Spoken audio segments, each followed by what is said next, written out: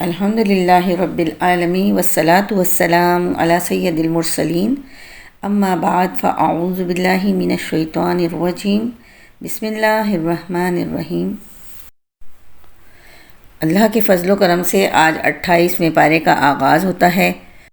سورۃ المجادلہ تعارف۔ اس سورت میں بنیادی طور پر 4 اہم موضوعات کا بیان ہے۔ پہلا موضوع ظہار ہے۔ اہل عرب میں یہ طریقہ تھا کہ کوئی شوہر اپنی بیوی سے یہ کہہ دیتا تھا کہ انتی علیہ کالظہری امی، یعنی تم میرے لیے میری ماں کی پشت کی طرح ہو۔ جاہلیت کے زمانے میں اس کے بارے میں یہ سمجھا جاتا تھا کہ ایسا کہنے سے بیوی ہمیشہ کے لیے حرام ہو جاتی ہے۔ سورت کی ابتدا میں اسی کے احکام کا بیان ہے، جس کی تفصیل انشاءاللہ ان آیتوں کے حواشی میں آنے والی ہے۔ دوسرا موضوع یہ ہے کہ بعض یہودی اور منافقین آپس میں اس طرح سرگوشیاں کیا کرتے تھے جس سے مسلمانوں کو یہ اندیشہ ہوتا تھا کہ وہ ان کے خلاف کوئی سازش کر رہے ہیں۔ نیز بعض صحابہ کرام رضی اللہ تعالیٰ عنہ حضور اقدس صلی اللہ علیہ وسلم سے تنہائی میں کوئی مشورہ یا کوئی اور بات کرنا چاہتے تھے۔ اس صورت میں ان خفیہ باتوں کے احکام بیان فرمائے گئے ہیں۔ تیسرا موضوع ان آداب کا بیان ہے جو مسلمانوں کو اپنی اجتماعی مجلسوں میں ملحوظ رکھنے چاہیے۔ چوتھا اور آخری موضوع ان منافقوں کا تذکرہ ہے جو ظاہر میں تو ایمان کا اور مسلمانوں سے دوستی کا دعویٰ کرتے تھے، لیکن در حقیقت وہ ایمان نہیں لائے تھے اور در پردہ وہ مسلمانوں کے دشمنوں کی مدد کرتے رہتے تھے۔ سورت کا نام مجادلہ یعنی بحث کرنا اس کی پہلی آیت سے لیا گیا ہے، جس میں ایک خاتون کے بحث کرنے کا تذکرہ فرمایا گیا ہے۔ خاتون کا یہ واقعہ نیچے حاشیہ نمبر 1 میں آ رہا ہے۔ سورۃ المجادلہ۔ یہ سورت مدنی ہے اور اس میں 22 آیتیں اور 3 رکوع ہیں۔ بسم اللہ الرحمن الرحیم۔ شروع اللہ کے نام سے جو سب پر مہربان ہے، بہت مہربان ہے۔ قد سمع اللہ قول التی تجادلک فی زوجها وتشتکی الی اللہ واللہ یسمع تحاورکم ان اللہ سمیع بصیر۔ اے پیغمبر، اللہ نے اس عورت کی بات سن لی ہے جو تم سے اپنے شوہر کے بارے میں بحث کر رہی ہے اور اللہ سے فریاد کرتی جاتی ہے، اور اللہ تم دونوں کی گفتگو سن رہا ہے۔ یقیناً اللہ سب کچھ سننے دیکھنے والا ہے۔ تم میں سے جو لوگ اپنی بیویوں سے ظہار کرتے ہیں، ان کے اس عمل سے وہ بیویاں ان کی مائیں نہیں ہو جاتیں۔ ان کی مائیں تو وہی ہیں جنہوں نے ان کو جنم دیا ہے۔ حقیقت یہ ہے کہ یہ لوگ ایسی بات کہتے ہیں جو بہت بری ہے اور جھوٹ ہے، اور اللہ بہت معاف کرنے والا، بہت بخشنے والا ہے۔ اور جو لوگ اپنی بیویوں سے اظہار کرتے ہیں پھر انہوں نے جو کچھ کہا ہے اس سے رجوع کرتے ہیں تو ان کے ذمے ایک غلام آزاد کرنا ہے، قبل اس کے کہ وہ میاں بیوی ایک دوسرے کو ہاتھ لگائیں۔ یہ ہے وہ بات جس کی تمہیں نصیحت کی جا رہی ہے، اور جو کچھ تم کرتے ہو اللہ اس سے پوری طرح باخبر ہے۔ پھر جس شخص کو غلام میسر نہ ہو اس کے ذمے 2 متواتر مہینوں کے روزے ہیں، قبل اس کے کہ وہ میاں بیوی ایک دوسرے کو ہاتھ لگائیں۔ پھر جس کو اس کی بھی استطاعت نہ ہو اس کے ذمے 60 مسکینوں کو کھانا کھلانا ہے۔ یہ اس لیے تاکہ تم اللہ اور اس کے رسول پر ایمان لاؤ، اور یہ اللہ کی مقرر کی ہوئی حدیں ہیں، اور کافروں کے لیے دردناک عذاب ہے۔ یقین رکھو کہ جو لوگ اللہ اور اس کے رسول کی مخالفت کرتے ہیں وہ ایسے ہی ذلیل ہوں گے جیسے ان سے پہلے لوگ ذلیل ہوئے تھے، اور ہم نے کھلی کھلی آیتیں نازل کر دی ہیں، اور کافروں کے لیے ایسا عذاب ہے جو خوار کر کے رکھ دے گا۔ اس دن جب اللہ ان سب کو دوبارہ زندہ کرے گا، پھر انہیں بتائے گا کہ انہوں نے کیا کچھ کیا تھا۔ اللہ نے اسے گن گن کر محفوظ کر رکھا ہے، اور یہ اسے بھول گئے ہیں، اور اللہ ہر چیز کا گواہ ہے۔ کیا تم نے نہیں دیکھا کہ آسمانوں اور زمین میں جو کچھ ہے اللہ اسے جانتا ہے؟ کبھی 3 آدمیوں میں کوئی سرگوشی ایسی نہیں ہوتی جس میں چوتھا وہ نہ ہو، اور نہ 5 آدمیوں کی کوئی سرگوشی ایسی ہوتی ہے جس میں چھٹا وہ نہ ہو، اور چاہے سرگوشی کرنے والے اس سے کم ہو یا زیادہ، وہ جہاں بھی ہوں اللہ ان کے ساتھ ہوتا ہے۔ پھر وہ قیامت کے دن انہیں بتائے گا کہ انہوں نے کیا کچھ کیا تھا۔ بے شک اللہ ہر چیز کو جاننے والا ہے۔ کیا تم نے ان لوگوں کو نہیں دیکھا جنہیں سرگوشی کرنے سے منع کر دیا گیا تھا؟ پھر بھی وہ وہی کام کرتے ہیں جس سے انہیں منع کیا گیا تھا، اور وہ ایک دوسرے کے ساتھ ایسی سرگوشیاں کرتے ہیں جو گناہ زیادتی اور رسول کی نافرمانی پر مشتمل ہوتی ہیں۔ اور اے پیغمبر، جب وہ تمہارے پاس آتے ہیں تو تمہیں ایسے طریقے سے سلام کرتے ہیں جس سے اللہ نے تمہیں سلام نہیں کیا، اور اپنے دلوں میں کہتے ہیں کہ ہم جو کچھ کہہ رہے ہیں اس پر اللہ ہمیں سزا کیوں نہیں دے دیتا۔ جہنم ہی ان کی خبر لینے کے لیے کافی ہے، وہ اسی میں جا پہنچیں گے اور وہ پہنچنے کی بہت بری جگہ ہے۔ اے ایمان والو، جب تم آپس میں ایک دوسرے سے سرگوشی کرو تو ایسی سرگوشی نہ کرو جو گناہ زیادتی اور رسول کی نافرمانی پر مشتمل ہو۔ ہاں، ایسی سرگوشی کرو جو نیک کاموں اور تقوی پر مشتمل ہو، اور اللہ سے ڈرتے رہو جس کے پاس تم سب کو جمع کر کے لے جایا جائے گا۔ ایسی سرگوشی تو شیطان کی طرف سے ہوتی ہے تاکہ وہ ایمان والوں کو غم میں مبتلا کرے، اور وہ اللہ کے حکم کے بغیر انہیں ذرا بھی نقصان نہیں پہنچا سکتا۔ اور مومنوں کو اللہ ہی پر بھروسہ رکھنا چاہیے۔ اے ایمان والو، جب تم سے کہا جائے کہ مجلسوں میں دوسروں کے لیے گنجائش پیدا کرو تو گنجائش پیدا کر دیا کرو، اللہ تمہارے لیے وسعت پیدا کرے گا۔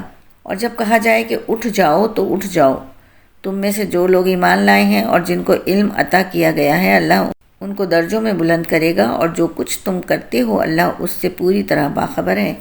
اے ایمان والو، جب تم رسول سے تنہائی میں کوئی بات کرنا چاہو تو اپنی اس تنہائی کی بات سے پہلے کچھ صدقہ کر دیا کرو، یہ طریقہ تمہارے حق میں بہتر اور زیادہ ستھرا طریقہ ہے۔ ہاں، اگر تمہارے پاس صدقہ کرنے کے لیے کچھ نہ ہو تو اللہ بہت بخشنے والا، بہت مہربان ہے۔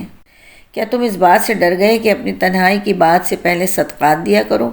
اب جب کہ تم ایسا نہیں کر سکے اور اللہ نے تمہیں معاف کر دیا تو تم نماز قائم کرتے رہو اور زکوٰۃ دیتے رہو، اور اللہ اور اس کے رسول کی فرما برداری کرتے رہو، اور جو کام بھی تم کرتے ہو اللہ اس سے پوری طرح باخبر ہے۔ کیا تم نے ان کو نہیں دیکھا جنہوں نے ایسے لوگوں کو دوست بنایا ہوا ہے جن پر اللہ کا غضب ہے؟ یہ نہ تو تمہارے ہیں اور نہ ان کے، اور یہ جانتے بوجھتے جھوٹی باتوں پر قسمیں کھا جاتے ہیں۔ اللہ نے ان کے لیے سخت عذاب تیار کر رکھا ہے۔ حقیقت یہ ہے کہ بہت برے ہیں وہ کام جو یہ کرتے رہے ہیں۔ انہوں نے اپنی قسموں کو ایک ڈھال بنا لیا ہے، پھر وہ دوسروں کو اللہ کے راستے سے روکتے رہے ہیں، اس لیے ان کے لیے ایسا عذاب ہے جو ذلیل کر کے رکھ دے گا۔ ان کے مال اور ان کی اولاد اللہ کے مقابلے میں ان کے کچھ کام نہیں آئیں گے۔ یہ دوزخ والے ہیں، یہ ہمیشہ اسی میں رہیں گے۔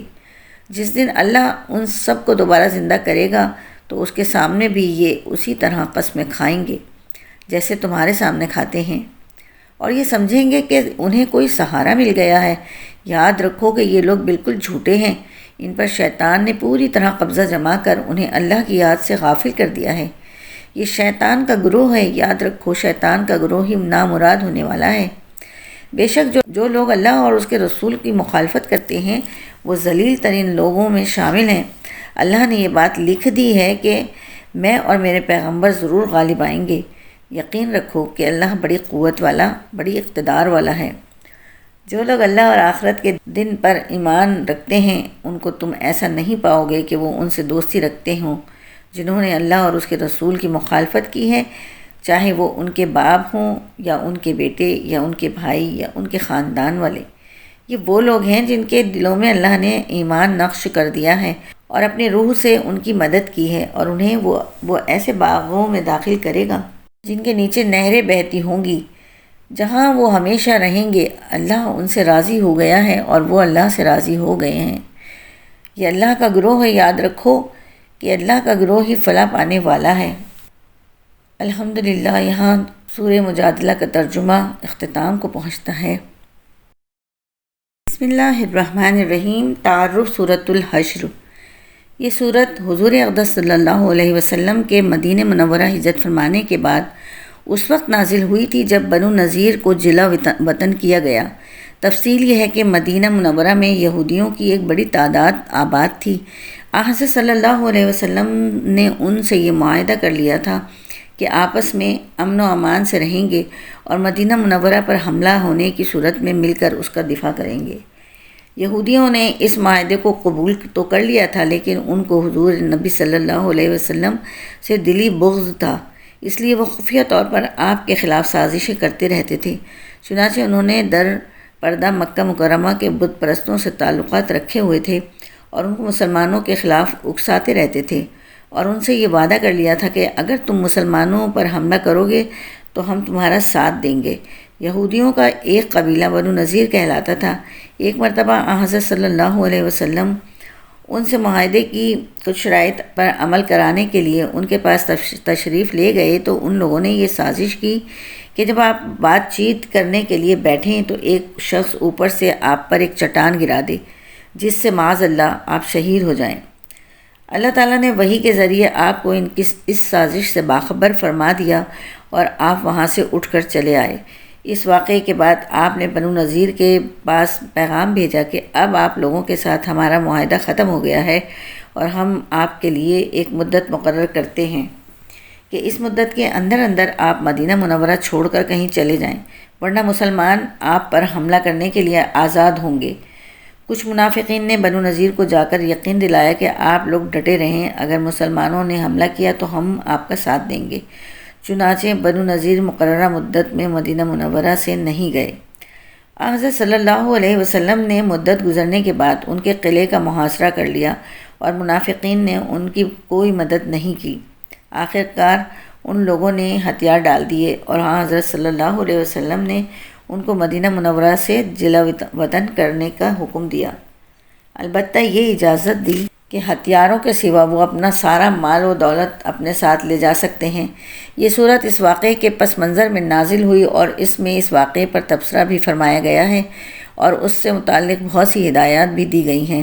حشر کے لفظی معنی ہیں جمع کرنا، چونکہ اس صورت کی آیت نمبر 2 میں یہ لفظ آیا ہے جس کی تشریح آیت نمبر 2 کے حاشیے میں آ رہی ہے، اس لیے اس صورت کا نام سورہ حشر ہے، اور بعض صحابہ سے منقول ہے کہ وہ اسے سورہ بنی نذیر بھی کہا کرتے تھے۔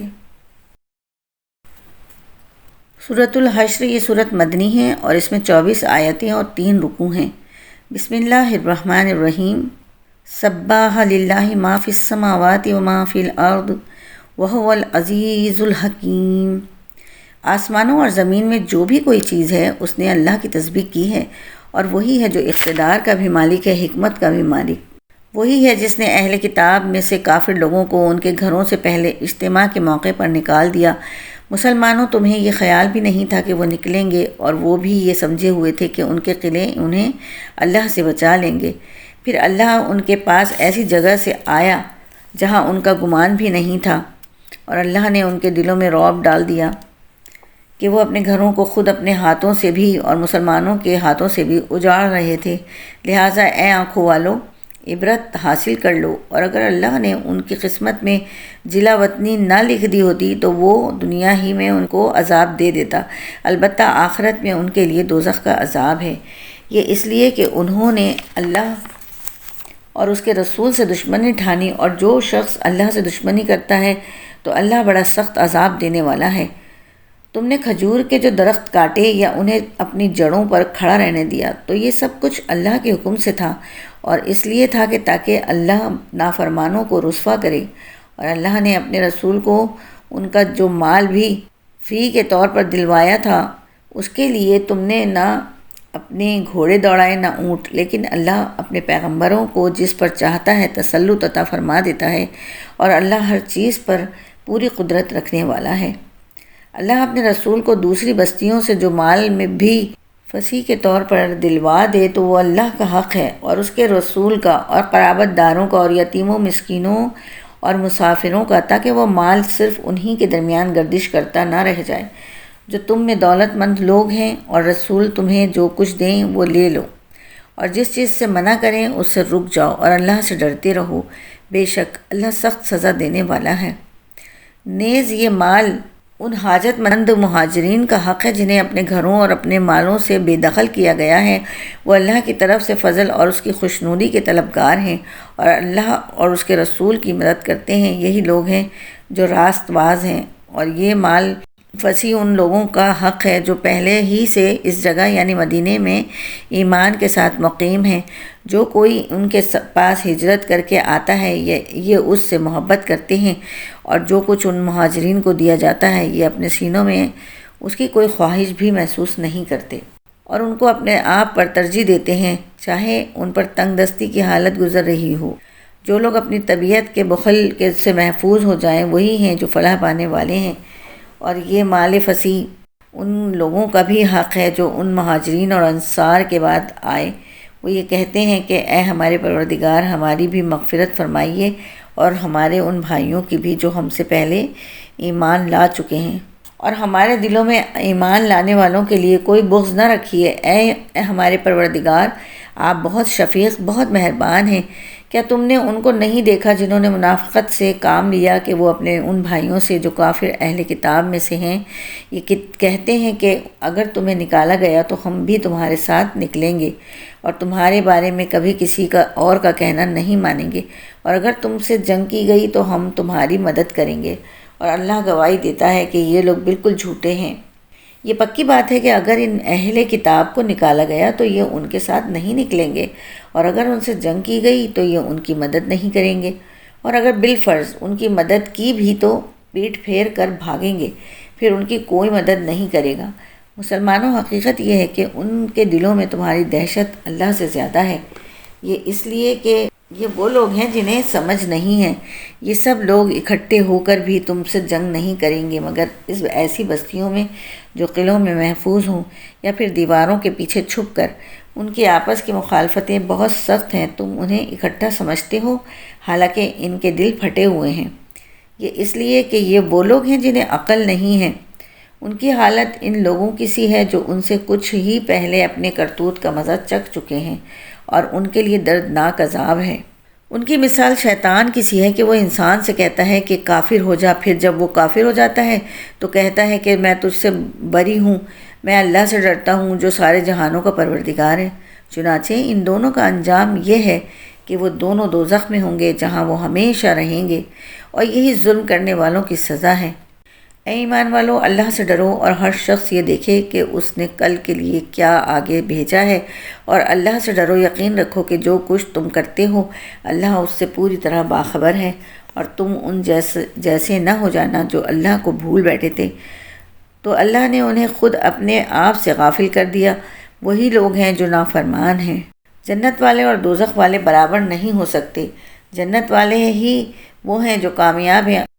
اگر ہم نے یہ قرآن کسی پہاڑ پر اتارا ہوتا تو تم اسے دیکھتے کہ وہ اللہ کے رعب سے جھکا جا رہا ہے اور پھٹا پڑتا ہے، اور ہم یہ مثالیں لوگوں کے سامنے اس لیے بیان کرتے ہیں تاکہ وہ غور و فکر سے کام لیں۔ وہ اللہ وہی ہے جس کے سوا کوئی معبود نہیں ہے، وہ چھپی اور کھلی ہر بات کو جاننے والا ہے، وہی ہے جو سب پر مہربان ہے، بہت مہربان ہے۔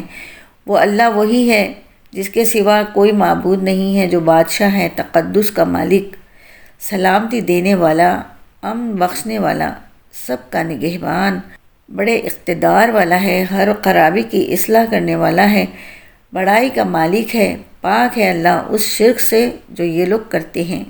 وہ اللہ وہی ہے جو پیدا کرنے والا ہے، وجود میں لانے والا ہے، صورت بنانے والا ہے، اسی کے سب سے اچھے نام ہیں۔ آسمانوں اور زمین میں جتنی چیزیں ہیں وہ اس کی تسبیح کرتی ہیں، اور وہی ہے جو اقتدار کا بھی مالک ہے، حکمت کا بھی مالک ہے۔ اللہ کے فضل و کرم سے سورہ حشر کا ترجمہ یہاں اختتام کو پہنچتا ہے۔ بسم اللہ الرحمن الرحیم۔ تعارف سورۃ الممتحنہ۔ یہ سورت صلح حدیبیہ اور فتح مکہ کے درمیانی عرصے میں نازل ہوئی ہے۔ ان دونوں واقعات کی تفصیل پیچھے سورہ فتح کے تعارف میں گزر چکی ہے۔ اس سورت کے بنیادی موضوع دو ہیں۔ ایک یہ کہ صلح حدیبیہ کی شرائط میں جو بات طے ہوئی تھی کہ اگر مکہ مکرمہ سے کوئی شخص مسلمان ہو کر مدینہ منورہ آئے گا تو مسلمان اسے واپس بھیجنے کے پابند ہوں گے۔ اس کا اطلاق مسلمان ہو کر آنے والی عورتوں پر نہیں ہوگا، اور اگر کوئی عورت مسلمان ہو کر آئے گی تو نبی کریم صلی اللہ علیہ وسلم اس کا جائزہ لے کر دیکھیں گے کہ کیا واقعی وہ مسلمان ہو کر آئی ہے یا آنے کا مقصد کچھ اور ہے۔ اگر اس جائزے سے یہ بات ثابت ہو کہ وہ واقعی مسلمان ہو کر آئی ہے تو پھر اسے واپس نہیں بھیجا جائے گا۔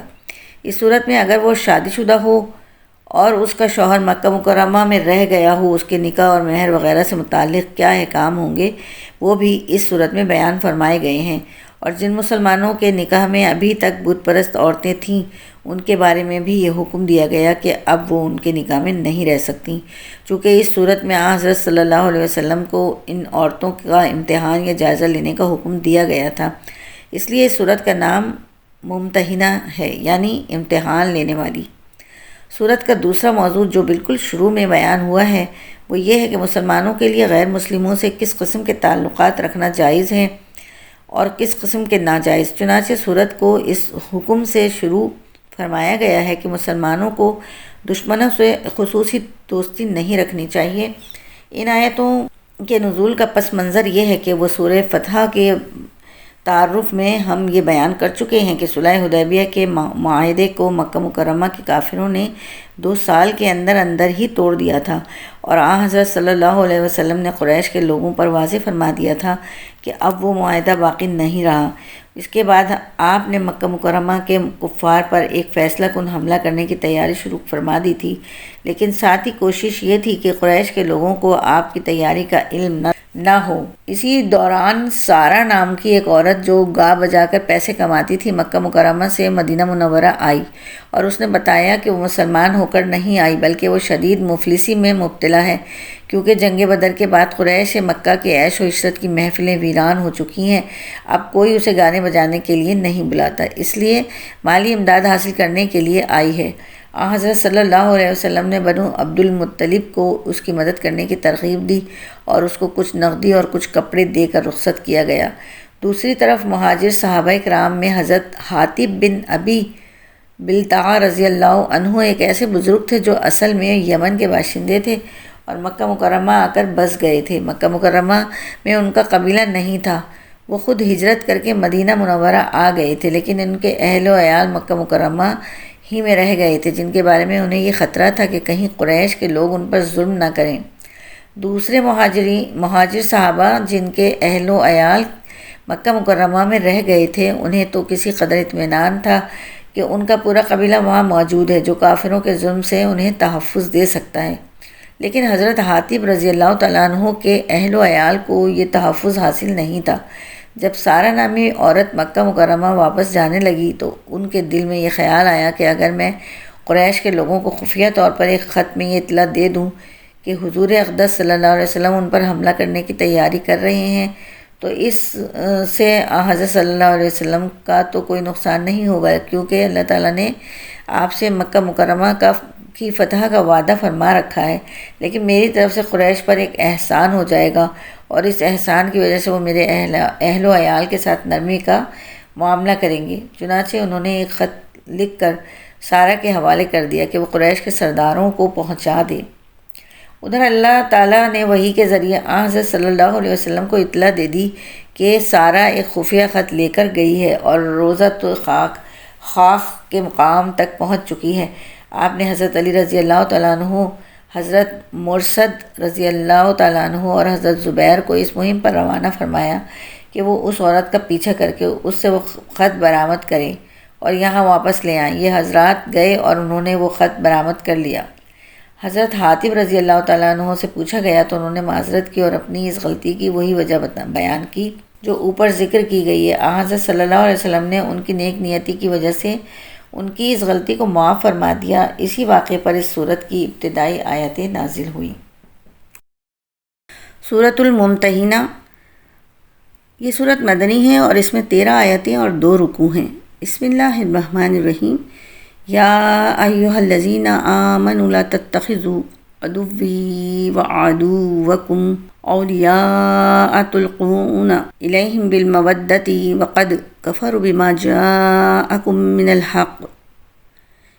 اے ایمان والو، اگر تم میرے راستے میں جہاد کرنے کی خاطر اور میری خوشنودی حاصل کرنے کے لیے گھروں سے نکلے ہو تو میرے دشمنوں اور اپنے دشمنوں کو ایسا دوست مت بناؤ کہ ان کو محبت کے پیغام بھیجنے لگو، حالانکہ تمہارے پاس جو حق آیا ہے انہوں نے اس کو اتنا جھٹلایا ہے کہ وہ رسول کو بھی اور تمہیں بھی صرف اس وجہ سے مکے سے باہر نکالتے رہے ہیں کہ تم اپنے پروردگار اللہ پر ایمان لائے ہو۔ تم ان سے خفیہ طور پر دوستی کی بات کرتے ہو، حالانکہ جو کچھ تم خفیہ طور پر کرتے ہو اور جو کچھ اعلانیہ کرتے ہو میں اس سب کو پوری طرح جانتا ہوں، اور تم میں سے جو کوئی بھی ایسے کرے وہ راہ راست سے بھٹک گیا۔ اگر تم ان کے ہاتھ آ جاؤ تو وہ تمہارے دشمن بن جائیں گے اور اپنے ہاتھ اور زبانیں پھیلا پھیلا کر تمہارے ساتھ برائی کریں گے، اور ان کی خواہش یہ ہے کہ تم کافر بن جاؤ۔ قیامت کے دن نہ تمہاری رشتہ داریاں ہرگز تمہارے کام آئیں گی اور نہ تمہاری اولاد، اللہ ہی تمہارے درمیان فیصلہ کرے گا، اور تم جو کچھ کرتے ہو اللہ اسے پوری طرح دیکھتا ہے۔ تمہارے لیے ابراہیم علیہ السلام اور ان کے ساتھیوں میں بہترین نمونہ ہیں، جب انہوں نے اپنی قوم سے کہا تھا کہ ہمارا تم سے اور اللہ کے سوا تم جن کی عبادت کرتے ہو ان سے کوئی تعلق نہیں ہے، ہم تمہارے عقائد کے منکر ہیں اور ہمارے اور تمہارے درمیان ہمیشہ کے لیے دشمنی اور بغض پیدا ہو گیا ہے جب تک تم صرف ایک اللہ پر ایمان نہ لاؤ۔ البتہ ابراہیم نے اپنے باپ سے یہ ضرور کہا تھا کہ میں آپ کے لیے اللہ سے مغفرت کی دعا ضرور مانگوں گا، اگرچہ اللہ کے سامنے میں آپ کو کوئی فائدہ پہنچانے کا کوئی اختیار نہیں رکھتا۔ اے ہمارے پروردگار، آپ ہی پر ہم نے بھروسہ کیا ہے اور آپ ہی کی طرف ہم رجوع ہوئے ہیں اور آپ ہی کی طرف سب کو لوٹ کر جانا ہے۔ اے ہمارے پروردگار، ہمیں کافروں کا تختہ مشق نہ بنائیے، اور ہمارے پروردگار ہماری مغفرت فرما دیجیے۔ یقیناً آپ اور صرف آپ کی ذات وہ ہے جس کا اقتدار بھی کامل ہے، جس کی حکمت بھی کامل۔ مسلمانوں، یقیناً تمہارے لیے ان لوگوں کے لیے طرز عمل میں بہترین نمونہ ہے، اور اس شخص کے لیے جو اللہ اور روز آخرت سے امید رکھتا ہو، اور جو شخص منہ موڑے تو وہ یاد رکھے کہ اللہ سب سے بے نیاز ہے، بذات خود قابل تعریف۔ کچھ بعید نہیں ہے کہ اللہ تمہارے اور جن لوگوں سے تمہاری دشمنی ہے ان کے درمیان دوستی پیدا کر دے، اور اللہ بڑی قدرت والا ہے اور اللہ بہت بخشنے والا، بہت مہربان ہے۔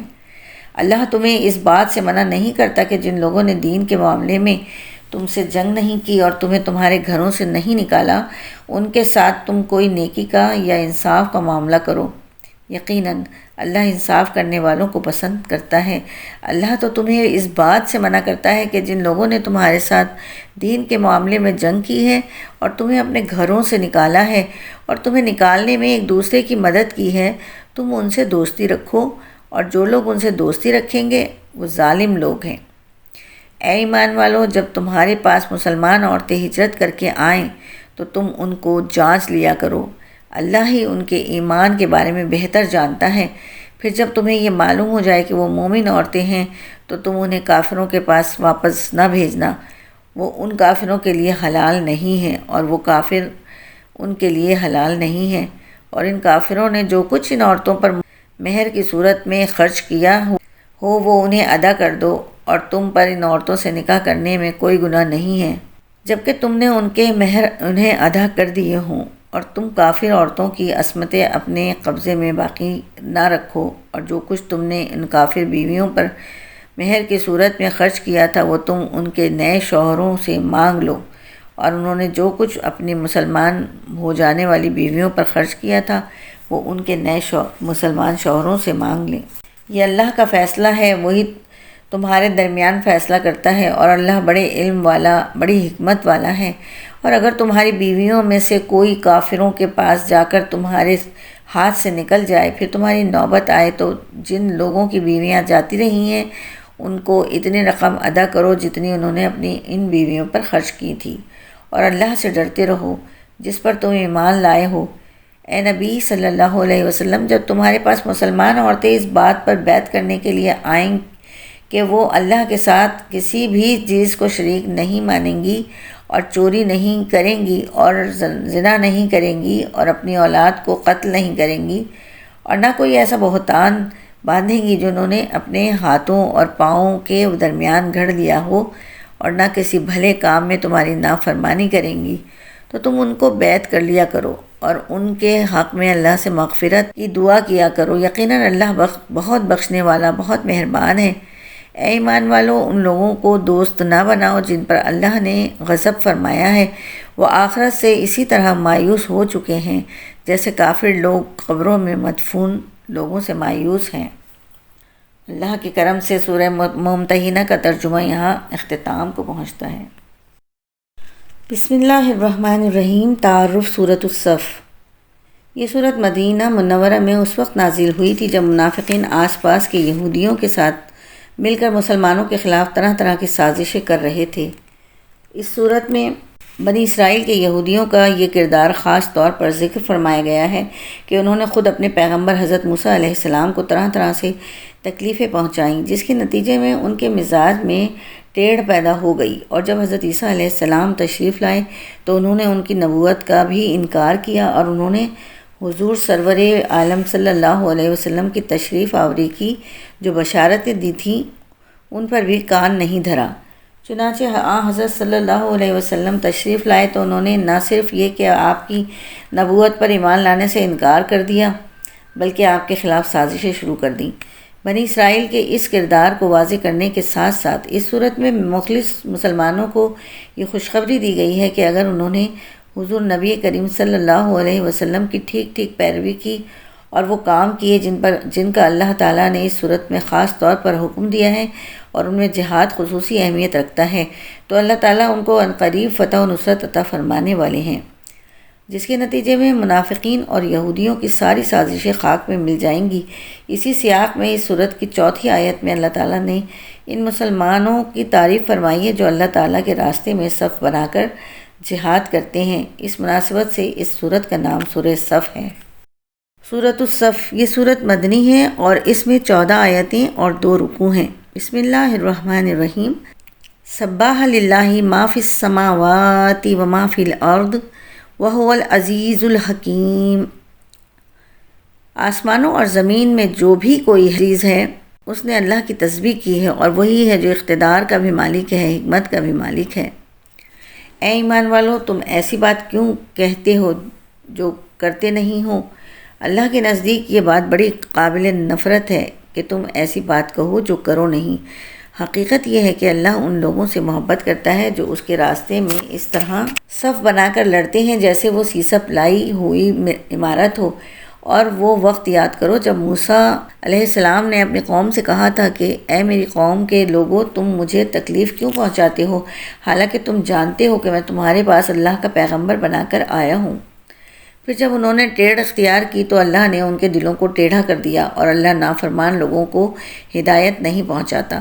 اور وہ وقت یاد کرو جب عیسیٰ بن مریم نے کہا تھا کہ اے بنو اسرائیل، میں تمہارے پاس اللہ کا ایسا پیغمبر بن کر آیا ہوں کہ مجھ سے پہلے جو تورات نازل ہوئی تھی میں اس کی تصدیق کرنے والا ہوں، اور اس رسول کی خوشخبری دینے والا ہوں جو میرے بعد آئے گا، جس کا نام احمد ہے۔ پھر جب وہ ان کے پاس کھلی کھلی نشانیاں لے کر آئے تو وہ کہنے لگے کہ یہ تو کھلا ہوا جادو ہے، اور اس شخص سے بڑا ظالم کون ہوگا جو اللہ پر جھوٹ باندھے جبکہ اسے اسلام کی طرف بلایا جا رہا ہو، اور اللہ ایسے ظالم لوگوں کو ہدایت تک نہیں پہنچاتا۔ یہ لوگ چاہتے ہیں کہ اپنے منہ سے اللہ کے نور کو بجھا دیں، حالانکہ اللہ اپنے نور کی تکمیل کر کے رہے گا، چاہے کافروں کو یہ بات کتنی بری لگے۔ وہی تو ہے جس نے اپنے رسول کو ہدایت اور سچائی کا دین دے کر بھیجا تاکہ وہ اسے تمام دوسرے دینوں پر غالب کر دے، چاہے مشرک لوگوں کو یہ بات کتنی بری لگے۔ اے ایمان والو، کیا میں تمہیں ایک ایسی تجارت کا پتہ دوں جو تمہیں دردناک عذاب سے نجات دلا دے؟ وہ یہ ہے کہ تم اللہ اور اس کے رسول پر ایمان لاؤ اور اپنے مال و دولت اور اپنی جانوں سے اللہ کے راستے میں جہاد کرو۔ یہ تمہارے لیے بہترین بات ہے اگر تم سمجھو۔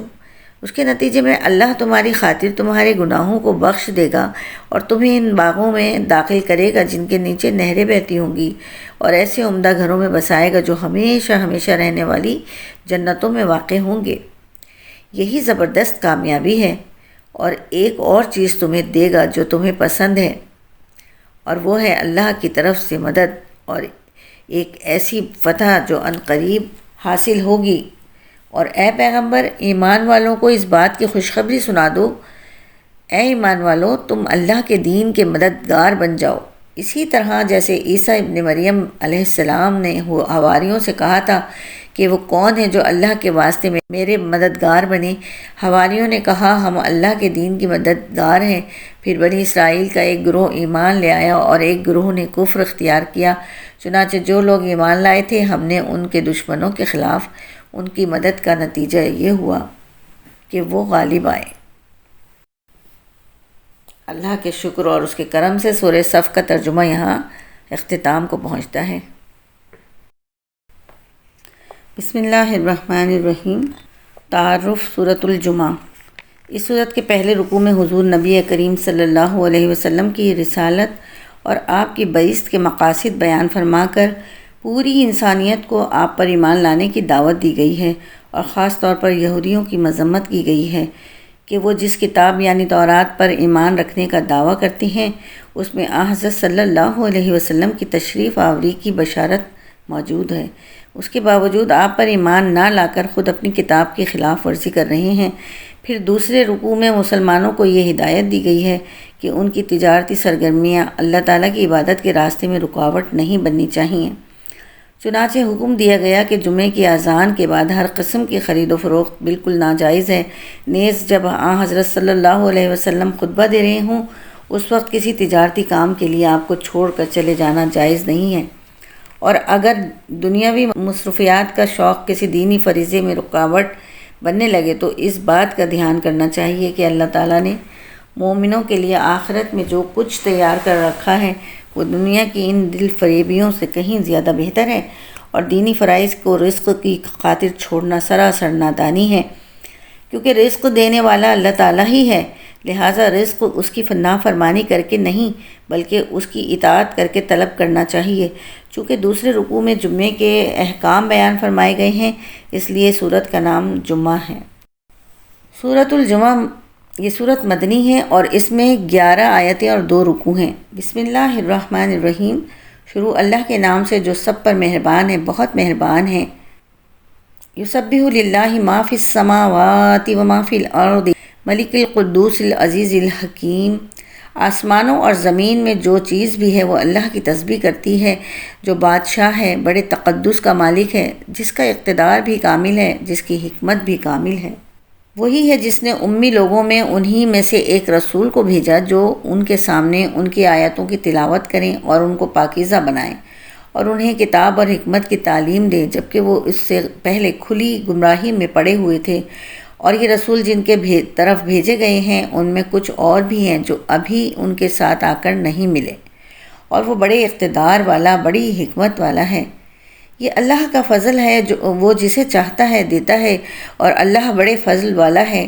جن لوگوں پر تورات کا بوجھ ڈالا گیا پھر انہوں نے اس کا بوجھ نہیں اٹھایا، ان کی مثال اس گدھے کی سی ہے جو بہت سی کتابیں لادے ہوئے ہو۔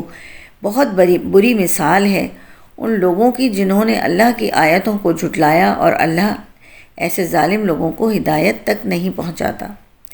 اے پیغمبر ان سے کہو کہ اے لوگو جو یہودی بن گئے ہو، اگر تمہارا دعویٰ یہ ہے کہ سارے لوگوں کو چھوڑ کر تم ہی اللہ کے دوست ہو تو موت کی تمنا کرو اگر تم سچے ہو۔ اگر انہوں نے اپنے ہاتھوں جو اعمال آگے بھیج رکھے ہیں ان کی وجہ سے یہ کبھی موت کی تمنا نہیں کریں گے، اور اللہ ان ظالموں کو خوب جانتا ہے۔ کہو کہ جس موت سے تم بھاگتے ہو وہ تم سے آ ملنے والی ہے، پھر تمہیں اس اللہ کی طرف لوٹایا جائے گا جسے تمام پوشیدہ اور کھلی ہوئی باتوں کا پورا علم ہے، پھر وہ تمہیں بتائے گا کہ تم کیا کچھ کیا کرتے تھے۔ اے ایمان والو، جب جمعے کے دن نماز کے لیے پکارا جائے تو اللہ کے ذکر کی طرف لپکو اور خرید و فروخت چھوڑ دو، یہ تمہارے لیے بہتر ہے اگر تم سمجھو۔ پھر جب نماز پوری ہو جائے تو زمین میں منتشر ہو جاؤ اور اللہ کے فضل کو تلاش کرو، اللہ کو کثرت سے یاد کرو تاکہ تمہیں فلاح نصیب ہو۔ اور جب کچھ لوگوں نے کوئی تجارت یا کوئی کھیل دیکھا تو اس کی طرف ٹوٹ پڑے اور تمہیں کھڑا ہوا چھوڑ دیا، کہہ دو کہ جو کچھ اللہ کے پاس ہے وہ کھیل اور تجارت سے کہیں زیادہ بہتر ہے، اور اللہ سب سے بہتر رزق دینے والا ہے۔ الحمدللہ سورہ جمعہ کا ترجمہ یہاں ختم ہوتا ہے۔ بسم اللہ الرحمن الرحیم۔ تعارف سورۃ المنافقون۔ یہ صورت ایک خاص واقعے کے پس منظر میں نازل ہوئی ہے جس کا خلاصہ یہ ہے کہ بنو المصطلق عرب کا ایک قبیلہ تھا جس کے بارے میں حضرت صلی اللہ علیہ وسلم کو یہ اطلاع ملی تھی کہ وہ مدینہ منورہ پر حملہ کرنے کے لیے لشکر جمع کر رہا ہے۔ آپ اپنے صحابہ کرام کے ساتھ خود وہاں تشریف لے گئے، ان سے جنگ ہوئی اور آخر کار ان لوگوں نے شکست کھائی اور بعد میں مسلمان بھی ہوئے۔ جنگ کے بعد چند دن بعد آپ نے وہیں ایک چشمے کے قریب پڑاؤ ڈالے رکھا جس کا نام مریسیع تھا۔ اسی قیام کے دوران ایک مہاجر اور ایک انصاری کے درمیان پانی ہی کے کسی معاملے پر جھگڑا ہو گیا۔ جھگڑے میں نوبت ہاتھا پائی کی آ گئی اور ہوتے ہوتے مہاجر نے اپنی مدد کے لیے مہاجرین کو پکارا اور انصاری نے انصار کو، یہاں تک کہ اندیشہ ہو گیا کہ کہیں مہاجرین اور انصار کے درمیان لڑائی نہ چھڑ جائے۔ حضور اقدس صلی اللہ علیہ وسلم کو علم ہوا تو آپ تشریف لائے اور فرمایا کہ مہاجر اور انصار کے نام پر لڑائی کرنا وہ جاہلانہ عصیبت ہے جس سے اسلام نے نجات دی ہے۔ آپ نے فرمایا کہ یہ عصبیت کے بدبودار نعرے ہیں اور جو مسلمانوں کو چھوڑنے ہوں گے۔ ہاں، مظلوم جو کوئی بھی ہو اس کی مدد کرنی چاہیے اور ظالم جو کوئی ہو اسے ظلم سے باز رکھنے کی کوشش کرنی چاہیے۔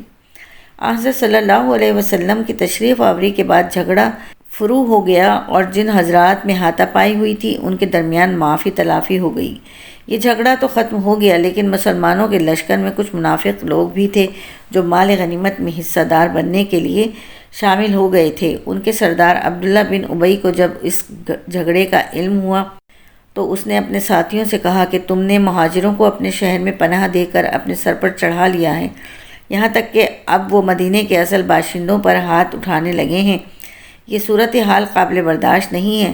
پھر اس نے یہ بھی کہا کہ جب ہم مدینہ واپس پہنچیں گے تو جو عزت والا ہے وہ اس ذلت والے کو نکال باہر کرے گا۔ اس کا واضح اشارہ اس طرف تھا کہ مدینے کے اصل باشندے مہاجروں کو نکال باہر کریں گے۔ اس موقع پر ایک مخلص انصاری صحابی حضرت زید بن ارقم رضی اللہ تعالیٰ عنہ بھی موجود تھے۔ انہوں نے اس بات کو بہت برا سمجھا اور حضور اکرم صلی اللہ علیہ وسلم کو بتایا کہ عبداللہ بن ابی نے ایسا کہا ہے۔ حضرت صلی اللہ علیہ وسلم نے عبداللہ بن ابی سے پوچھا کہ تو وہ صاف مکر گیا کہ میں نے یہ بات نہیں کہی۔ حضرت صلی اللہ علیہ وسلم نے درگزر فرمایا کہ شاید حضرت زید بن ارقم رضی اللہ عنہ کو غلط فہمی ہوئی ہے۔ حضرت زید بن ارقم کو یہ رنج تھا کہ عبداللہ بن ابی نے حضرت صلی اللہ علیہ وسلم کے سامنے ان کو جھوٹا بنایا۔ اس کے بعد آپ اپنے صحابہ کے ساتھ وہاں سے روانہ ہو گئے۔ ابھی مدینہ منورہ نہیں پہنچے تھے کہ یہ صورت نازل ہو گئی جس نے حضرت زید بن ارقم رضی اللہ تعالیٰ عنہ کی تصدیق کی اور منافقین کی حقیقت واضح فرمائی۔ سورۃ المنافقون، یہ سورت مدنی ہے اور اس میں 11 آیتیں اور 2 رکوع ہیں۔ بسم اللہ الرحمن الرحیم، شروع اللہ کے نام سے جو سب پر مہربان ہے، بہت مہربان ہے۔ اذا جاءک المنافقون قالوا نشہد انک لرسول اللہ واللہ یعلم انک لرسولہ واللہ یشہد ان المنافقین لکاذبون۔ جب منافق لوگ تمہارے پاس آتے ہیں تو کہتے ہیں ہم گواہی دیتے ہیں کہ آپ اللہ کے رسول ہیں، اور اللہ جانتا ہے کہ آپ واقعی اس کے رسول ہیں، اور اللہ یہ بھی گواہی دیتا ہے کہ یہ منافق لوگ جھوٹے ہیں۔ انہوں نے اپنی قسموں کو اپنے ایک ڈھال بنا رکھا ہے، پھر یہ لوگ دوسروں کو اللہ کے راستے سے روکتے ہیں۔ حقیقت یہ ہے کہ بہت ہی برے ہیں وہ کام جو یہ لوگ کرتے رہے ہیں۔ یہ ساری باتیں اس وجہ سے ہیں کہ یہ شروع میں بظاہر ایمان لے آئے، پھر انہوں نے کفر اپنا لیا، اس لیے ان کے دلوں پر مہر لگا دی گئی۔ نتیجہ یہ کہ یہ لوگ حق بات سمجھتے ہی نہیں ہیں۔ جب تم ان کو دیکھو تو ان کے ڈیل ڈول تمہیں بہت اچھے لگیں گے، اور اگر وہ بات کریں تو تم ان کی باتیں سنتے رہ جاؤ۔ ان کی مثال ایسی ہے جیسے یہ لکڑیاں ہیں جو کسی سہارے سے لگی رکھی ہیں، یہ ہر چیخ پکار کو اپنے خلاف سمجھتے ہیں۔ یہی ہیں جو تمہارے دشمن ہیں، اس لیے ان سے ہوشیار رہو۔ اللہ کی مار ہو ان پر، یہ کہاں اوندھے چلے جا رہے ہیں۔ اور جب ان سے کہا جاتا ہے کہ آؤ اللہ کے رسول تمہارے حق میں مغفرت کی دعا کریں تو یہ اپنے سروں کو مٹکاتے ہیں۔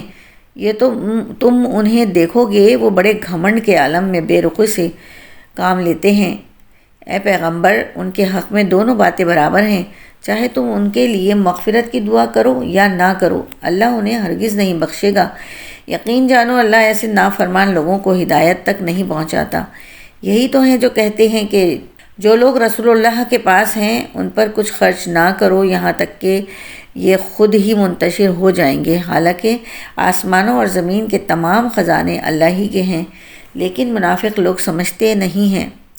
کہتے ہیں کہ اگر ہم مدینے کو لوٹ کر جائیں گے تو جو عزت والا ہے وہ وہاں سے ذلت والے کو نکال باہر کرے گا، حالانکہ عزت تو اللہ ہی کو حاصل ہے اور اس کے رسول کو اور ایمان والوں کو، لیکن منافق لوگ نہیں جانتے۔ اے ایمان والوں، تمہاری دولت اور تمہاری اولاد تمہیں اللہ کی یاد سے غافل نہ کرنے پائیں، اور جو لوگ ایسا کریں گے وہ بڑے گھاٹے کا سودا کرنے والے ہوں گے۔ اور ہم نے تمہیں جو رزق دیا ہے اس میں سے اللہ کے حکم کے مطابق خرچ کر لو، قبل اس کے کہ تم میں سے کسی کے پاس موت آ جائے تو وہ یہ کہے کہ اے میرے پروردگار، تو نے مجھے تھوڑی دیر کے لیے اور مہلت کیوں نہ دے دی کہ میں خوب صدقہ کرتا اور نیک لوگوں میں شامل ہو جاتا۔ اور جب کسی شخص کا معین وقت آ جائے گا تو اللہ اسے ہرگز مہلت نہیں دے گا، اور جو کچھ تم کرتے ہو اللہ اس سے پوری طرح باخبر ہے۔ یہاں سورۃ المنافقون کا ترجمہ اختتام کو پہنچتا ہے اللہ تعالیٰ کے فضل و کرم سے۔ بسم اللہ الرحمن الرحیم۔ سورۃ التغابن کا تعارف۔ اگرچہ بعض مفسرین نے اس سورت کی کچھ آیتوں کو مکی اور کچھ کو مدنی کہا ہے، لیکن اکثر مفسرین نے پوری سورت کو مدنی قرار دیا ہے۔ البتہ اس کے مضامین مکی صورتوں کی طرح اسلام کے بنیادی عقائد کی دعوت پر مشتمل ہیں۔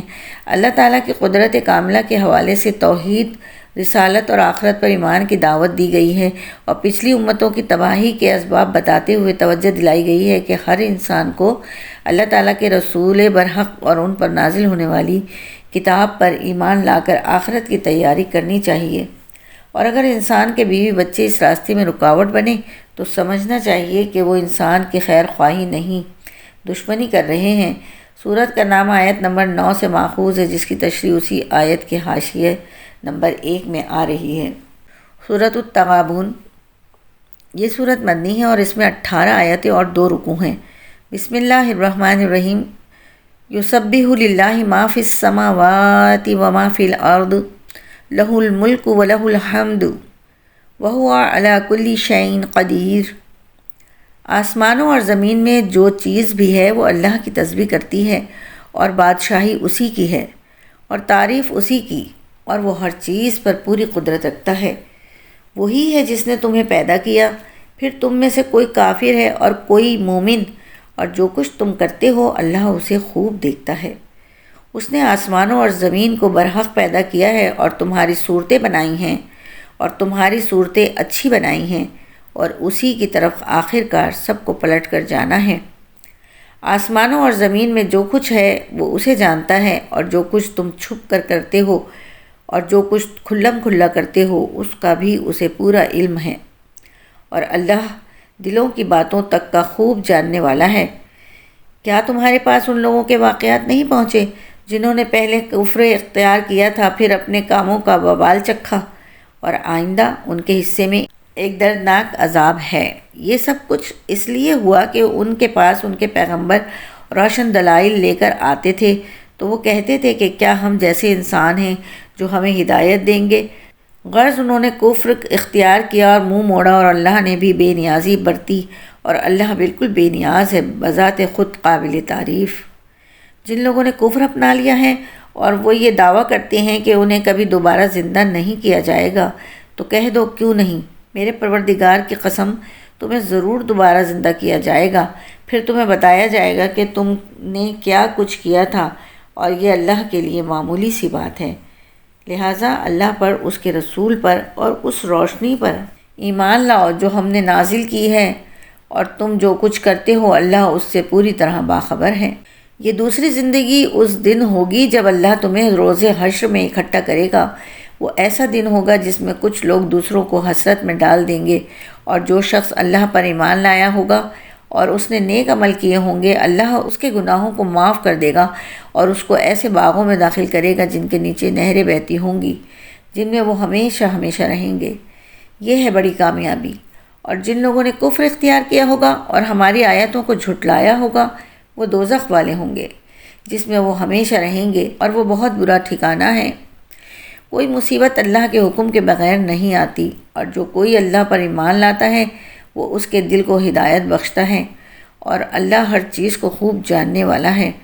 اور تم اللہ کی فرما برداری کرو اور رسول کی فرما برداری کرو۔ پھر اگر تم نے منہ موڑا تو ہمارے رسول کی ذمہ داری صرف یہ ہے کہ وہ صاف صاف بات پہنچا دے۔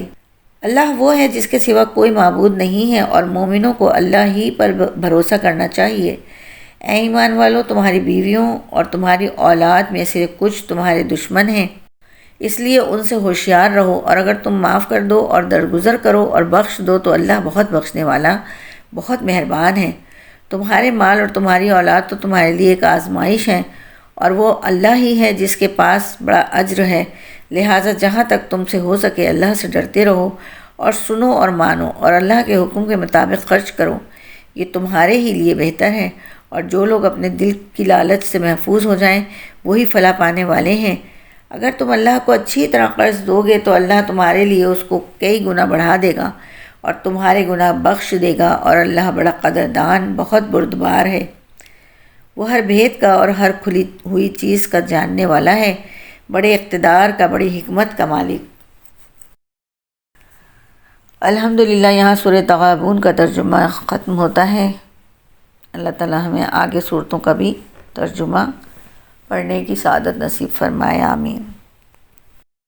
بسم اللہ الرحمن الرحیم۔ سورۃ الطلاق تعارف۔ پچھلی 2 صورتوں میں مسلمانوں کو یہ تنبیہ فرمائی گئی تھی کہ وہ اپنے بیوی بچوں کی محبت میں گرفتار ہو کر اللہ تعالیٰ کی یاد سے غافل نہ ہوں۔ اب اس صورت اور اگلی صورت میں میاں بیوی کے تعلقات سے متعلق کچھ ضروری احکام بیان فرمائے گئے ہیں۔ ازدواجی تعلقات کے مسائل میں طلاق ایک ایسا مسئلہ ہے جس میں عملاً بہت افراط و تفریط پائی جاتی ہے، چنانچہ قرآن کریم نے اس کے بارے میں متوازن طرز عمل اختیار کرنے کے لیے طلاق کے کچھ احکام سورہ بقرہ میں بیان فرمائے ہیں۔ اب اس صورت میں طلاق کے وہ احکام بیان فرمائے گئے ہیں جو وہاں بیان نہیں ہوئے تھے۔ چنانچہ بتایا گیا ہے کہ اگر طلاق دینی ہو تو اس کے لیے صحیح وقت اور صحیح طریقہ کیا ہے، نیز جن عورتوں کو حیض نہ آتا ہو اس کی عدت کتنی ہوگی، عدت کے دوران ان کے سابق شوہروں کو ان کا خرچ کس معیار پر اور کب تک اٹھانا ہوگا، اگر اولاد ہو چکی تو اس کو دودھ پلانے کی ذمہ داری کس پر ہوگی۔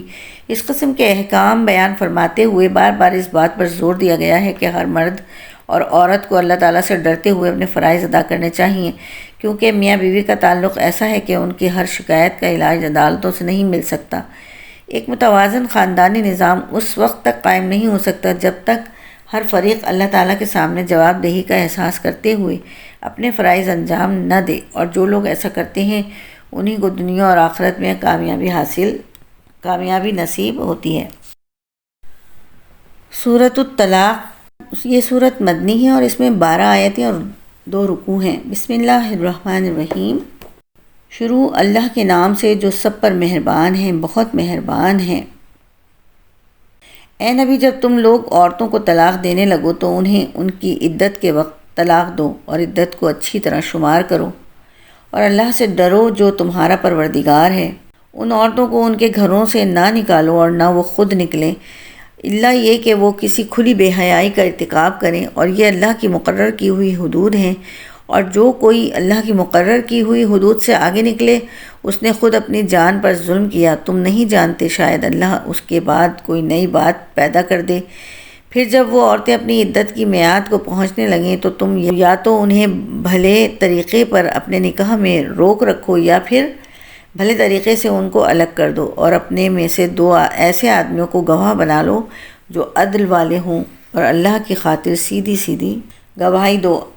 لوگوں، یہ وہ بات ہے جس کی نصیحت اس شخص کو کی جا رہی ہے جو اللہ پر اور یوم آخرت پر ایمان رکھتا ہو، اور جو کوئی اللہ سے ڈرے گا اللہ اس کے لیے مشکل سے نکلنے کا کوئی راستہ پیدا کر دے گا، اور اسے ایسی جگہ سے رزق عطا کرے گا جہاں سے اسے گمان بھی نہیں ہوگا، اور جو کوئی اللہ پر بھروسہ کرے تو اللہ اس کا کام بنانے کے لیے کافی ہے۔ یقین رکھو کہ اللہ اپنا کام پورا کر کے رہتا ہے، البتہ اللہ نے ہر چیز کا ایک اندازہ مقرر کر رکھا ہے۔ اور تمہاری عورتوں میں سے جو ماہواری آنے سے مایوس ہو چکی ہوں، اگر تمہیں ان کی عدت کے بارے میں شک ہو تو یاد رکھو کہ ان کی عدت 3 مہینے ہے، اور ان عورتوں کی عدت بھی یہی ہے جنہیں ابھی ماہواری آئی ہی نہیں، اور جو عورتیں حاملہ ہوں ان کی عدت کی میعاد یہ ہے کہ وہ اپنے پیٹ کا بچہ جن لیں، اور جو کوئی اللہ سے ڈرے گا اللہ اس کے کام میں آسانی پیدا کر دے گا۔ یہ اللہ کا حکم ہے جو اس نے تم پر اتارا ہے، اور جو کوئی اللہ سے ڈرے گا اللہ اس کے گناہوں کو معاف فرما دے گا اور اس کو زبردست ثواب دے گا۔ ان عورتوں کو اپنی حیثیت کے مطابق اسی جگہ رہائش مہیا کرو جہاں تم رہتے ہو، اور انہیں تنگ کرنے کے لیے انہیں ستاؤ نہیں، اور اگر وہ حاملہ ہوں تو ان کو اس وقت تک نفقہ دیتے رہو جب تک وہ اپنے پیٹ کا بچہ جن لیں، پھر اگر وہ تمہارے لیے بچے کو دودھ پلائیں تو انہیں ان کی اجرت ادا کرو، اور اجرت مقرر کرنے کے لیے آپس میں بھلے طریقے سے بات کر لیا کرو، اور اگر تم ایک دوسرے کے لیے مشکل پیدا کرو گے تو اسے کوئی اور عورت دودھ پلائے گی، اور ہر وسعت رکھنے والا اپنی وسعت کے مطابق نفقہ دے، اور جس شخص کے لیے اس کا رزق تنگ کر دیا گیا ہو تو جو کچھ اللہ نے اسے دیا ہے وہ اسی میں سے نفقہ دے۔ اللہ نے کسی کو جتنا دیا ہے اس پر اس سے زیادہ کا بوجھ نہیں ڈالتا۔ کوئی مشکل ہو تو اللہ اس کے بعد کوئی آسانی بھی پیدا کر دے گا۔ اور کتنی ہی بستیاں ایسی ہیں جنہوں نے اپنے پروردگار اور اس کے رسولوں کے حکم سے سرکشی کی تو ہم نے ان کا سخت حساب لیا اور انہیں سزا دی، ایسی بری سزا جو انہوں نے پہلے کبھی نہ دیکھی تھی۔ چنانچہ انہوں نے اپنے اعمال کا وبال چکھا اور ان کے اعمال کا آخری انجام نقصان ہی نقصان ہوا، اور آخرت میں اللہ نے ان کے لیے ایک سخت عذاب تیار کر رکھا ہے۔ لہٰذا اے عقل والو جو ایمان لے آئے ہو اللہ سے ڈرتے رہو۔ اللہ نے تمہارے پاس ایک سراپر نصیحت بھیجی ہے، یعنی وہ رسول جو تمہارے سامنے روشنی دینے والی اللہ کی آیتیں پڑھ کر سناتے ہیں، تاکہ جو لوگ ایمان لائے ہیں اور جنہوں نے نیک عمل کیے ہیں ان کو اندھیروں سے نکال کر روشنی میں لے آئیں۔ اور جو شخص اللہ پر ایمان لے آئے اور نیک عمل کرے اللہ اس کو ایسے باغات میں داخل کرے گا جن کے نیچے نہریں بہتی ہوں گی، جہاں جنتی لوگ ہمیشہ ہمیشہ رہیں گے۔ اللہ نے ایسے شخص کے لیے بہترین رزق طے کر دیا ہے۔ اللہ وہ ہے جس نے 7 آسمان پیدا کیے اور زمین بھی انہی کی طرح۔ اللہ کا حکم ان کے درمیان اترتا رہتا ہے تاکہ تمہیں معلوم ہو جائے کہ اللہ ہر چیز پر پوری قدرت رکھتا ہے، اور یہ کہ اللہ کے علم نے ہر چیز کا احاطہ کیا ہوا ہے۔ اللہ کے فضل و کرم سے یہاں سورہ طلاق کا ترجمہ اختتام کو پہنچتا ہے۔ بسم اللہ الرحمن الرحیم۔ سورۃ التحریم۔ تعارف۔ جیسا کہ پچھلی سورت کے تعارف میں عرض کیا گیا، اس سورت کا بنیادی موضوع بھی یہ ہے کہ میاں بیوی کو آپس میں اور اپنی اولاد کے ساتھ کس طرح معتدل و متوازن رویہ اختیار کرنا چاہیے۔ ایک طرف ان سے معقول حدود میں محبت بھی دین کا تقاضا ہے، اور دوسری طرف ان کی یہ نگرانی بھی ضروری ہے کہ وہ اللہ تعالیٰ کے احکام سے انحراف نہ کریں۔ اسی سلسلے میں ایک واقعہ خود حضرت صلی اللہ علیہ وسلم کے ساتھ پیش آیا تھا کہ اپنی کچھ ازواج مطہرات کی خوشنودی کی خاطر آپ نے قسم کھا لی تھی کہ میں آئندہ شہد نہیں پیوں گا، جس کی تفصیل آیت نمبر 1 کے حاشیے میں آ رہی ہے۔ اس پر اللہ تعالیٰ نے آپ سے یہ فرمایا کہ جو چیز اللہ تعالیٰ نے آپ کے لیے حلال کی ہے اسے آپ اپنے اوپر حرام کیوں کرتے ہیں؟ اسی لیے سورت کا نام تحریم ہے، جس کا معنی ہے حرام کرنا۔ سورۃ التحریم۔ یہ سورت مدنی ہے اور اس میں 12 آیتیں اور 2 رکوع ہیں۔ بسم اللہ الرحمن الرحیم۔ یا ایھا النبی لما تحرم ما احل اللہ لک۔ اے نبی، جو چیز اللہ نے تمہارے لیے حلال کی ہے تم اپنی بیویوں کی خوشنودی حاصل کرنے کے لیے اسے کیوں حرام کرتے ہو؟ اور اللہ بہت بخشنے والا بہت مہربان ہے۔ اللہ نے تمہاری قسموں سے نکلنے کا طریقہ مقرر کر دیا ہے، اور اللہ تمہارا کارساز ہے، اور وہی ہے جس کا علم بھی کامل ہے، حکمت بھی کامل۔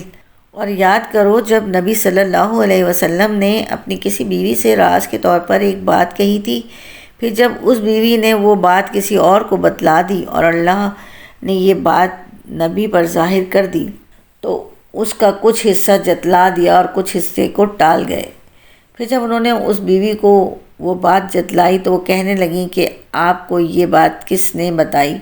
نبی صلی اللہ علیہ وسلم نے کہا کہ مجھے اس نے بتائی جو بڑے علم والا بہت باخبر ہے۔